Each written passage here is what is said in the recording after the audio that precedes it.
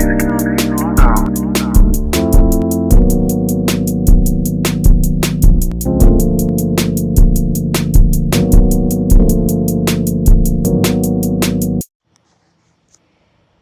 right, guys, bought a couple accessories for the saw so I can use it better and safer. Right now, I'm checking out this Featherboard Pro. Man, this thing is nice. One of the biggest problems I have stripping long pieces of flimsy material like this PVC, as well as regular wood, is keeping it tight against the fence. So this attachment is doing wonders. Plus it has like an anti-kickback feature to where it won't let the other piece shoot back, which is pretty nice. I stand to this side to keep it from happening with the push stick. But yeah, man, just saw this YouTuber promoting like the top 5 must-have table saw accessories, and this is one of them. I also got a little push jig, and instead of freehanding those smaller pieces, I think I'll invest into a sled. So that's what we got, guys. This thing is pretty sweet. Okay, let's jump off the saw and the Puma really quick, and let's do this hydraulic pump. Let's flush this fluid out of the hydraulic pump. We got everything closed in and raised up using 3 different jack stands to support the front weight of the unit. And I got my mark for where it was when I first checked it. And now I'm just gonna use a Milwaukee pump. It's got that hose clamped down so it doesn't go all over the place. And we're just gonna pump all this old fluid out.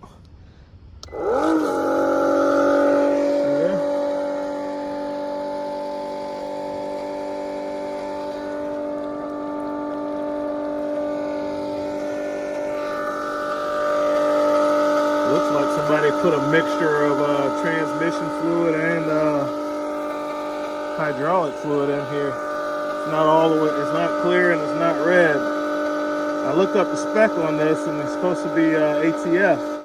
Basically what we got is a murky mess. So we're gonna start all over. And this pump makes it easy to do this. And I do it twice. All right, this one was so easy to get to. I just used my funnel and poured it in, quick and easy. Took almost 2 gallons to get that up to the fill line. And now we'll run the jacks back down and open the rooms up to flood the cylinders with the fresh fluid. And it was Dex Mark III ATF. So we're just gonna get our jacks down.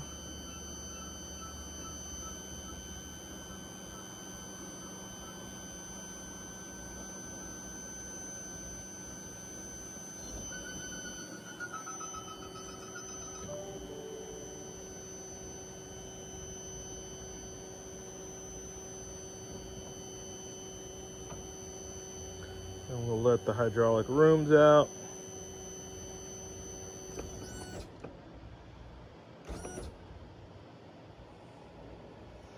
Put the weight on the leveling system and off of the jack stand.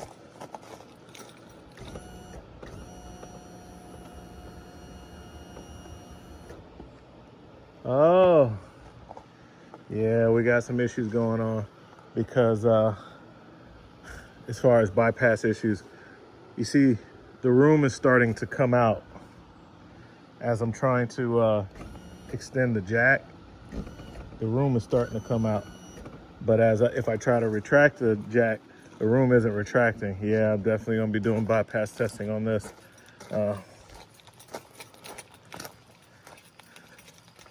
Let me, yeah, I've seen this happen before.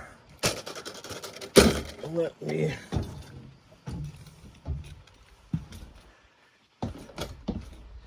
open the rooms correctly.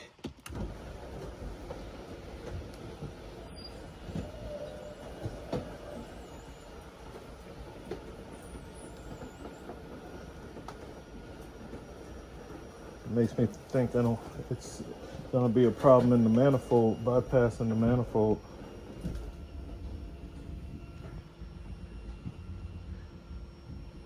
I used to see this on brand new units sometimes. So now that those are maxed out, my jacks probably will go up if it's in bypass. Yeah. Yeah. After the rooms are all the way out, then my jacks will go up. Should be a leveling controller somewhere out here. I don't see it.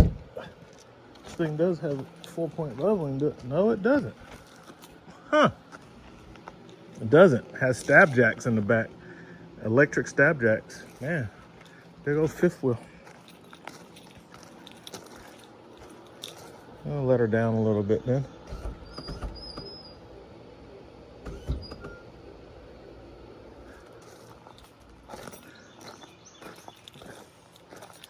Okay. I don't like when the legs are extended like that. So, yeah, I'll definitely be doing some bypass testing on the manifold. Because when he had the problem with the room drifting, he used this the manifold override to stop it from happening. So I'll be taking a look at this guy and this guy. So this is the pump that controls the leveling and the rooms. I've cleaned up the hoses to make it easy to see everything. So we've replaced the trombetta. Here's the old one.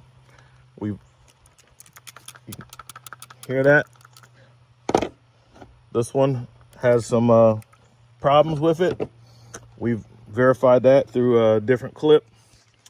And basically, at the end of the day, once we narrowed it down to the retract not working, it came to this device. And even when we put trigger voltage on the reverse, which is what the switch does, it didn't latch. And you can hear stuff loose in there. So we know for sure that this is the issue as far as the button not working. Now we want to know why this happens. When we get a load on the jacks and there's more pressure being applied to the jacks than on the rooms, when we extend the jacks, the rooms come out. So here, the landing gear, I retract them a little bit first.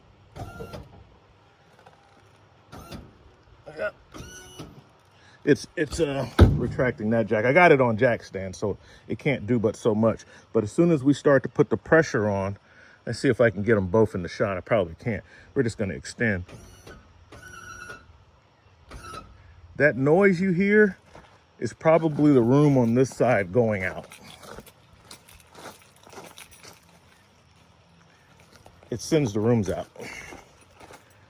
Let's see, extend. See? So if that room's coming out a little bit, this room over here is probably coming out a lot. Yep. So this is the issue that we're running down now. The rooms are fully retracted, but when we're using the leveling jacks to try to raise the coach up, and this is something I see all the time, the rooms are coming out. That shouldn't happen, but why is it happening? It's happening because of the way the hydraulics work. Now on this system, the extend is the orange hoses, and we know that because we can look at the manifold and we could tell. And then the retract is the black, whichever one, the one that has the most hoses is going to be the extend because it's individually hitting other stuff. But look up your materials and figure it out for yourself. The black is the retract. So how this system works, it has a pump. This pump, as you can see, it even says up and down on it, right? So when we hit the extend button for these jacks, what happens is it's piped through this T on the down. It goes directly from this T over to this jack, and then we have basically like a hydraulic valve solenoid electronically controlled with a magnet, electromagnet, it's directing the fluid. Same thing that we have here, okay? So what's supposed to happen is these things have a default state, open or close. And then when the electricity is applied, the magnet reverses the operation, open or closed, okay? So when I'm extending the jacks, the pump is pressurizing both the rooms, which go through this little manifold, up this hose to this manifold where you have manual mechanical valve shutoff overrides. I have the meter set up, back probing the electronics for this electrode, okay? So I have it set to max. I've pressed the button several times. It's not getting voltage, so it's not electronically opening and closing, okay? Also, the customer says, well, as you're driving, the rooms start to drift out. So since I know it's not electrical, it has to be mechanical. So this is an electromechanical device. The magnet is pulling the valve open. But because the fluid was so dirty with so many middle shavings, it's probably has clogged up the screens and whatnot in this Diag valve. And that valve is not fully seated, or it could be the seals. But the valve is not making a complete seal to shut off this side when we're using the jacks. So based on my observations, the normal state of this is closed. And when you hit the button for the room, it opens it using this electromagnet. All right. We're not having a problem with that because the switches to do the jack to the rooms are fine. Okay. So what we're having a problem with is as I'm extending the jacks and they get to a certain amount of pressure, the rooms start popping out. This is doing its job and it's getting its controls to tell the motor and everything to come on. But as it's pressurizing this side, it's also pressurizing this, which means because I know that, I know I don't have to go tearing apart all of those guys back there. My problem is right here. My problem is right here. Part of the reason why we know that is because if we close all these valves on this manifold, it'll work properly. So that's basically eliminating this guy, okay? So most likely we just need another valve. This will cause creep and the rooms coming out when you extend the jacks because it's not completely closed and this pump is producing such a high amount of pressure. I think these things are like 3,000 PSI, something like that. It's producing so much pressure that it's getting past that, even if it's partially open. When it's supposed to be closed, it's going to cause issues like this. So, Diag valve, that's going to be it. And, but to rule out the electronic part of the valve, which is this magnet pulls the valve open, that's why we're back probing with the meter. And it's not doing anything. It has nothing to do with that. Okay. So now that we've determined that, let's get some part numbers and let's get a valve ordered. Let's go in and retract the rooms. Let's put the rooms back.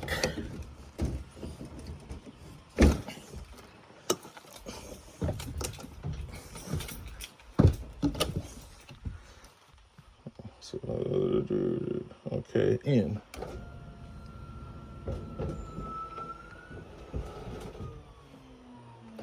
See, it's not back feeding back because the front jacks are not moving when we operate the rooms. That's on a different hydraulic circuit. It's the black hoses, you know. So we're not having a problem with, say, so let's look at the black really quick for educational purposes. Same deal. You could see that when I hit, oh, looky there. So when I actually operated the rooms, we can see electronically that our valve, because I have it set, my meter set to max, that's why I only use a meter that has min-max features. When I hit the button in there to retract the rooms, I know this valve activated and open because, look, I got my voltage. So, you know,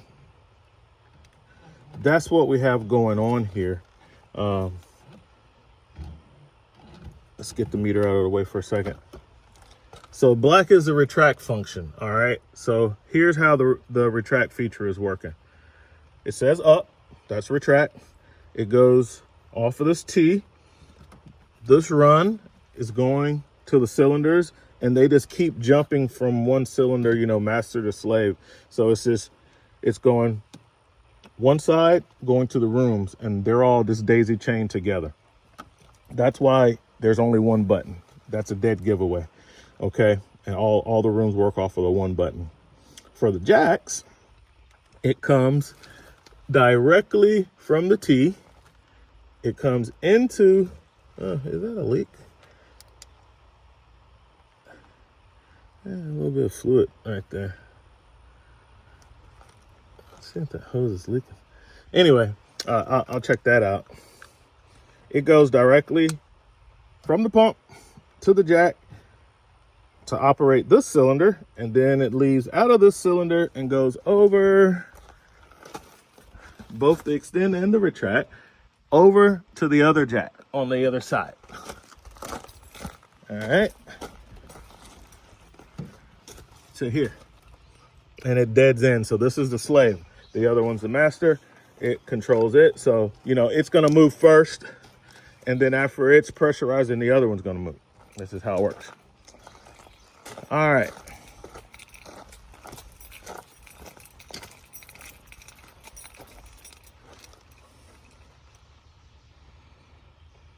So we're focusing right here. We're focusing right here. Now, to kind of prove a theory, let's close.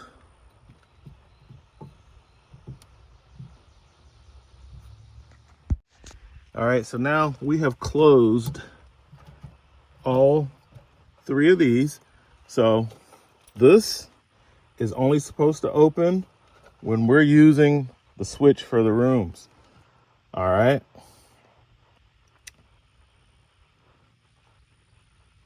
It's leaving and coming to here, which is a totally mechanical valve. This is a manifold, 3 valves, they're mechanical. You got an input and 3 outputs for the 3 slides. Okay, they're all plumbed together. When I close these and now operate my jacks, I bet they won't open.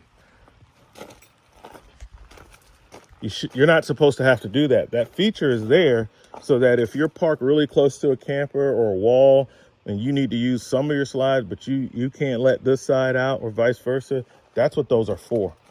All right, so now let's extend. See? We can run that baby all the way up. And as you can see, the rooms didn't come out not one bit. That's because even though this valve is faulty and not closing all the way to close off this line when we're using the jacks like it's supposed to be, so it's going to be normally closed, only opens when you hit the button on the inside. Because I've mechanically closed all the valves, it's hitting this and it's stopping anyway. So that's why it's working there. So, you know, customer, if you're in a situation, you can just close the valves to kind of stop that until you can get a valve. You know, I think these are like $100. I think they're like $100. All right. So, you can take this off and put a screwdriver or something in it and hit the button. And if it magnetized, then you know it's working good. Okay. But, that's how you test the electromagnet part. So I'm gonna let my jacks back down some because I don't like them to be so hyperextended when the room, you see how it's kind of rocking?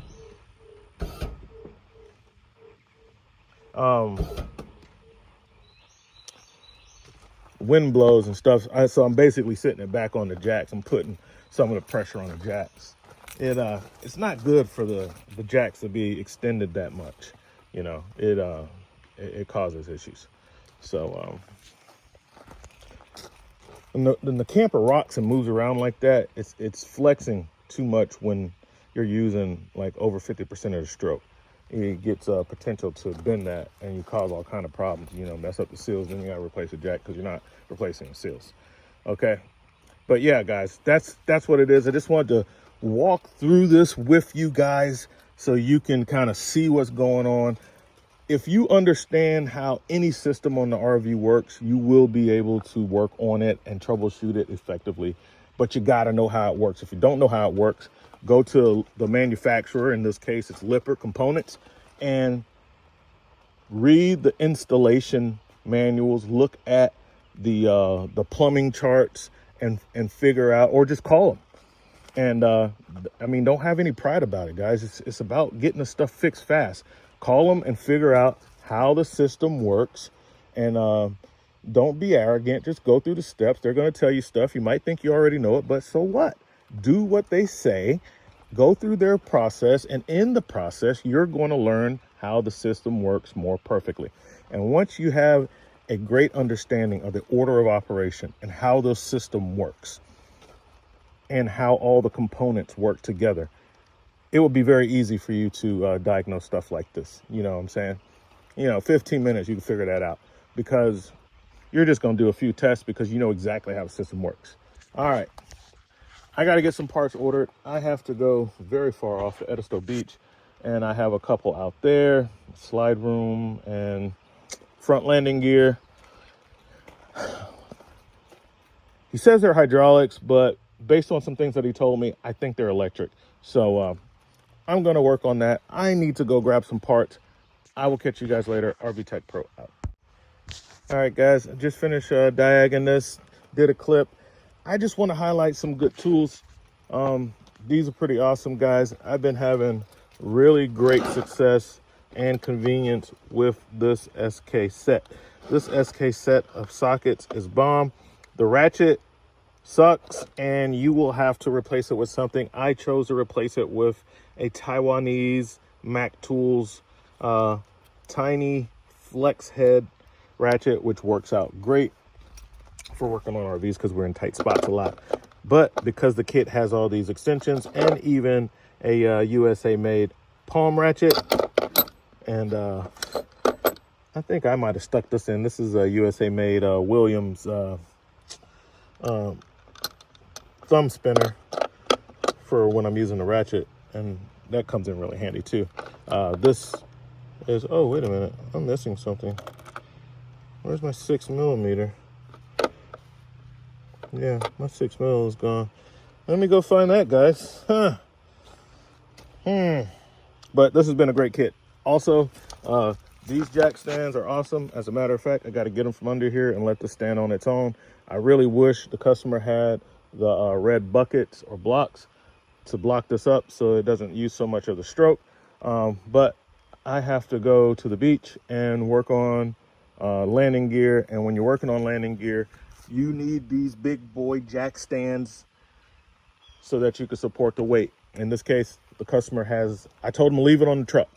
He was going to use a bunch of different jacks and whatever and put it on hydraulic bottle jacks. I told him, no, leave it on the truck until I get there, and I'll work on the landing gear, because if it gets to a point to where I cannot fix it because like the gears or whatever, especially if it's electric, if the gears are all stripped out and whatnot, then I need to, he needs to leave it on the truck so he can, you know, leave. He needs to leave on the truck so he can, you know, leave easily and, you know, after the trip's over. And if that's not a possibility, then he needs to leave it on jack stand so it's safe, because you never want to work on something and leave it on just relying on the jacks, because jacks leak down. All right. They're not made like these jacks. It's not the same. So yeah, I gotta go find that 6mm, but this has been a great kit. And I used to carry this in my diagnostic bag, but I have since put it back into the original case I guess Fluke knows best. And the reason being, I've customized the case with the leads and stuff, how I like it and what I like to use. It's too hard to dig through the bag to get to these little parts. And I've stabbed myself more than once digging through the bag to get those.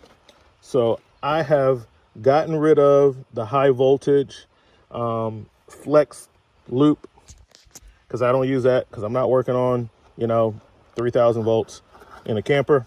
And I have put my leads in there, and I've gone back to just using this case. So if I have to get a meter, I just grab this guy. And I know it has all my leads and everything I need to back probe and clip and whatever. So that's what I'm using, guys. And I think this is let's see what it is. I think it's a F777, a FC377. And there is another model up from this that I didn't get. Yeah, this is the 377 FC, the field sense, to where when working with AC voltage, you can connect just the ground, clip it around a wire, and get voltage and amperage at the same time. It's great for working on refrigerators, the electric side of water heaters, air conditioners. It makes it fast because you don't have to be doing all kind of weird things to get access to the wires. And that's nice. All right, let me put this stuff up and get ready for the beach.